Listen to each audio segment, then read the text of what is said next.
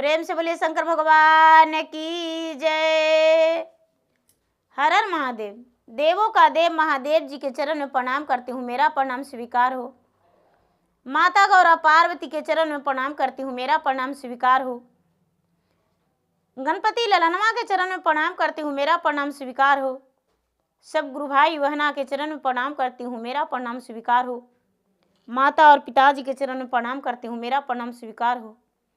गुरु भाई बहना, मैं एक कथा सुनाने जा रही हूँ। इस कथा को पूरा सुनिए और रहस्य जानिए, आधी नहीं। आधी सुनने में शिव गुरु का अपमानित होती है और पूरा सुनने में ज्ञान होती है, इसलिए कथा को पूरा सुनिए और रहस्य जानिए। हर हर महादेव, घर घर महादेव। गुरु भाई बहना, एक भगवान भोलेनाथ का शिष्या था। गुरु भाई बहना, वो भगवान के भक्ति में लीन रहता था और उसका हर काम भगवान के सहारे होता था। वो शिष्या कोई भी कार्य करता था तो अच्छा होता था, तो कहता था भगवान ने ऐसा किया, भगवान ने कृपा किया, जो मेरा काम अच्छा हो गया। और गुरु भाई बहना, उसका काम बिगड़ जाता था तो बोलता था भगवान मेरा काम बिगाड़ दिया है, भगवान मुझ पे नाराज रहता है। मैंने भगवान को पूजा करता हूं, लेकिन भगवान एक बात मेरा नहीं सुनते हैं। गुरु भाई बहना, एक बार की बात है कि वो जो बेचारा किसान था, शिष्या भोलेनाथ का, वो खेत में काम कर रहा था। और खेत में जब काम कर रहा था गुरु भाई बहना, तो उसका एक छोटा लड़का था 10 बरस के, तो लड़का खेल रहा था और उसी रास्ते से एक सर्प गुजर रहा था। सर्प बड़ा तेजी से जा रहा था और वो जो बच्चा था, वो बच्चा ईंट और पत्थर उठाकर सर्प को मारने लगा। गुरु भाई बहना, सर्प को जब मारने लगा तो सर्प ने उस बच्चे को डांस लिया। गुरु भाई बहना, सर्प जब डांस लिया तो बच्चा चिल्लाने लगा, पिताजी मुझे बचा लो, पिताजी मुझे बचा लो, मुझे सर्प ने डांस लिया है। गुरु भाई बहना, बहुत सारे लोग जुट गए और वो किसान खेत में काम कर रहे थे। अपना कुदार फेंक कर और अपने बच्चे के पास आए और आकर बच्चे के पास बैठे।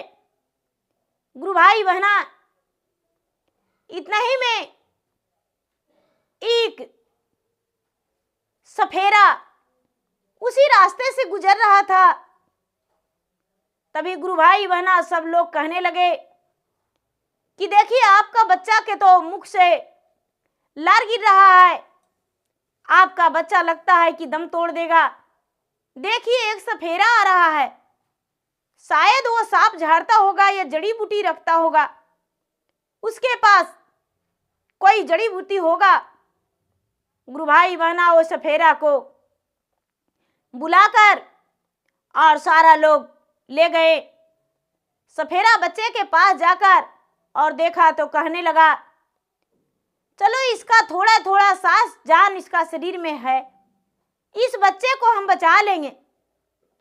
और जड़ी बूटी पीसकर वो सफेरा बच्चा के मुख में दे दिया। गुरु भाई बहना, बच्चा बच गया। अब गुरु भाई बहना, ये जो भगवान का शिष्य था, वो मंदिर में जाकर कहने लगा, हे भगवान, मैंने आपको क्या बिगाड़ा था? मेरा कितना प्यारा बच्चा था, उसे सर्प ने काट लिया। सारा दिन आप गले में रखते हैं, क्या कमाल है, आपको तो कभी काटता नहीं है, लेकिन मेरा बच्चा खेल रहा था और उसे सर्प काट लिया। वाह, चलो कोई बात नहीं। हे भगवान, मुझ पे तू पता नहीं क्यों दुश्मनी इतना करते हो। मैं तुम्हें रोज पानी पिलाता हूं, मैं तुम्हें रोज भोजन कराता हूं, लेकिन तू मेरा बात तो कभी सुनता ही नहीं है। गुरु भाई बहना भगवान पे गुस्सा नाराज होकर और वो किसान घर आ गया। गुरु भाई बहना, वो किसान बाजार जा रहा था। एक दिन बाजार जा रहा था तो गुरु भाई बहना रास्ते में उसे एक साधु महात्मा मिले और कहने लगे, अरे भाई कहाँ जा रहे हो? किसान बोला, बाबा मैं बाजार जा रहा हूं। वो साधु महात्मा बोले, आज मेरा बात सुन लो, आज तू बाजार मत जाओ, मुझे भोजन करा दो। गुरु भाई बहना वो किसान बोला, चाहे जो हो जाए मैं तो बाजार जाके ही रहूंगा, मुझे बाजार जाना जरूरी है। वो साधु बाबा बहुत रोके, लेकिन वो किसान बाबा का बात नहीं माना और बाजार चला गया। गुरु भाई बहना बाजार जाते जाते उसके रास्ते में एक पागला हाथी मिला और उस किसान को उठा के पटक दिया।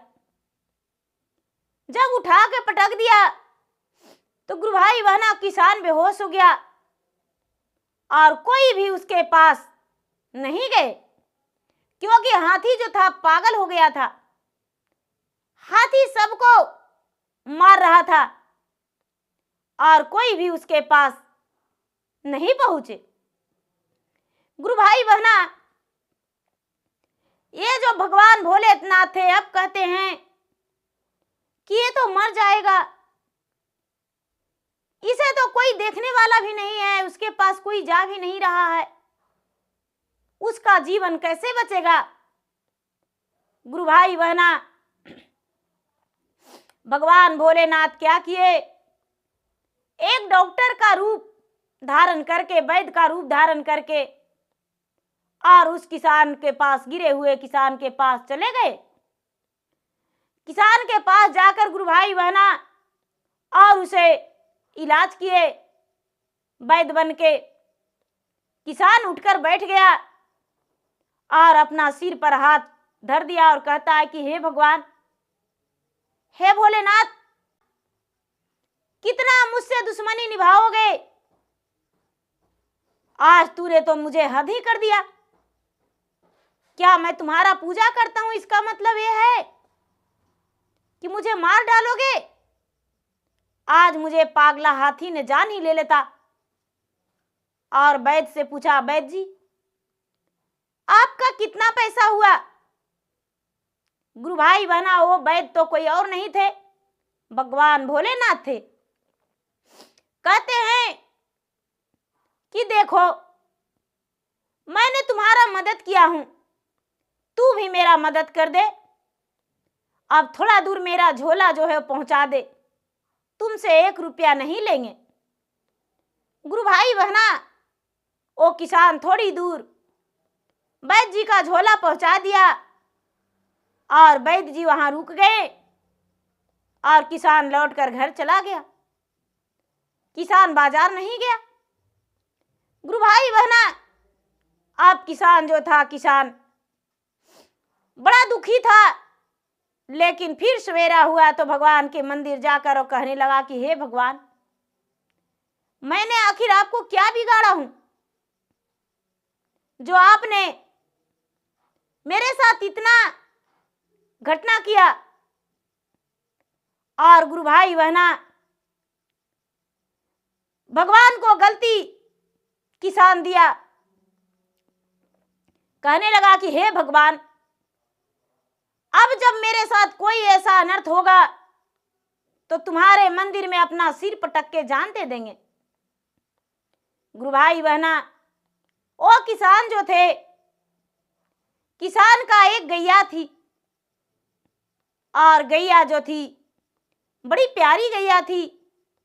दरवाजे पे बंधी हुई थी, दरवाजे पे बंधी हुई थी और गैया का किसी ने जहर दे दिया।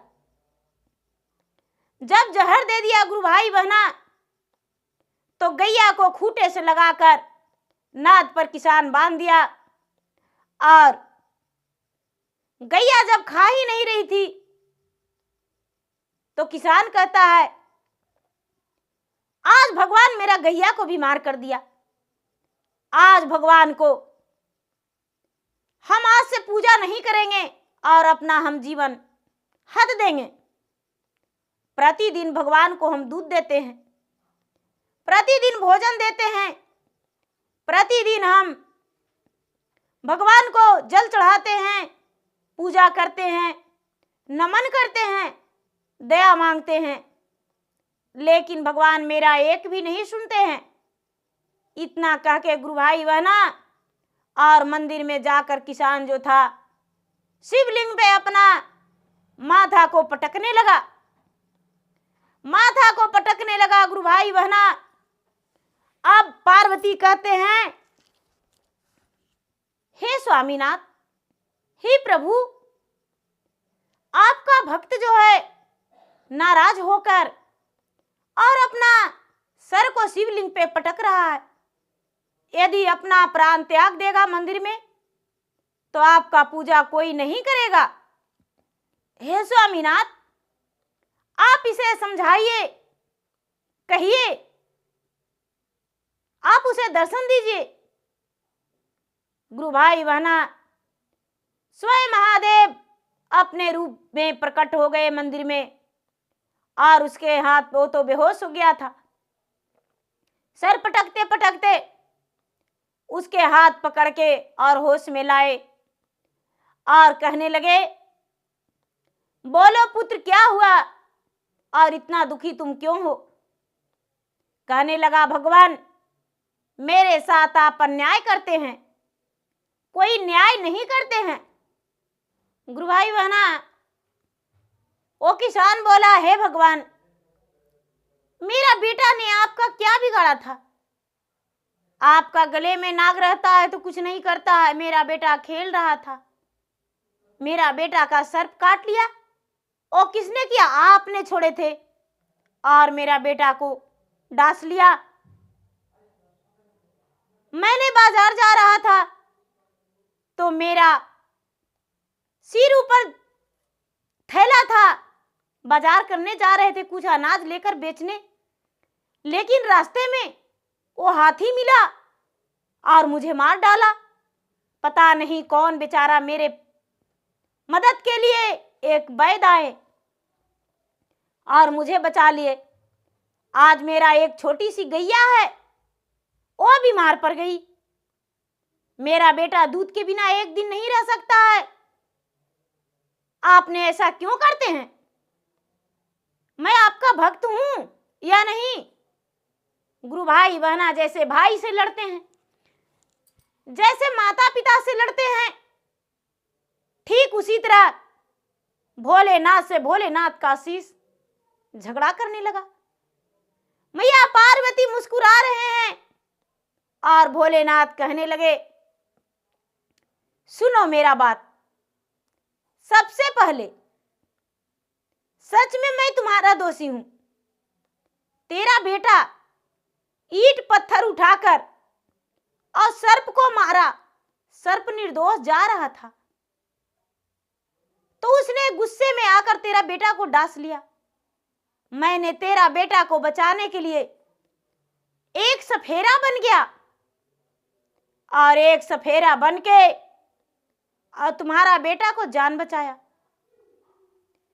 तूने मेरे मना करने के बावजूद भी मैंने साधु का रूप धारण किया तुम्हारे लिए, और तूने मेरा मना करने के बाद भी क्या किया? बाजार जा रहा था, रास्ते में वो हाथी मिला, वो मार दिया। तुम्हारे कारण मैं एक वैद्य बन गया और वैद्य बन के और तेरा जान बचाकर तुम्हें घर भेज दिया। आज तेरा गैया बीमार नहीं है। जिस नाद में तूने खाना दिया है गैया को, जाकर भोजन सूंघ कर देखो। तेरा कोई अपना ही जहर डाल रखा है। अगर तुम्हारा गैया खा लेगी तो तेरा गैया मर जाएगी। तेरा गैया के बचाने के लिए मैं उसको भोजन खाने से मना कर रखा हूं। तेरा परिवार को खुश रहने के लिए क्या मैं दोषी हूं? बताओ। गुरु भाई बहना इतना सुनकर किसान भगवान भोलेनाथ के चरण में लपट के और कहने लगा कि हे भोलेनाथ, मुझे ये पता नहीं था कि आप इस रूप से भी मेरा मदद करते हैं। मैं तो यही जानता था कि आप एक पत्थर हैं, आपका दिल पत्थर का है और मैं झूठ में पूजा करता हूं। लेकिन हे भगवान, मैं आज से वचन देता हूं कि कभी भी आपका दोषी नहीं ठहराऊंगा और मेरा एक रोम रोम भी पूजा करेगा। कभी भी एक दिन भी आपका पूजा के बिना हम नहीं रहेंगे और नहीं रहते हैं। हे प्रभु, मुझे क्षमा कर दीजिए, मैंने आपको दोषी ठहराया। गुरु भाई बहना भगवान हंसकर कहने लगे, तूने तो मेरा सच्चे भक्त हो और अच्छे भक्त हो।